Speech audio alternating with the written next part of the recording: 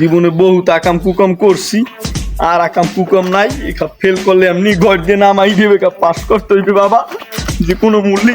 এই মন, খাতাটার কলমটা বাবু দিয়ে যা, তোর বাইরে একটু পাস করতে সাহায্য কর। ঠিক, তোর খাতা কলম নে। ধন্যবাদ।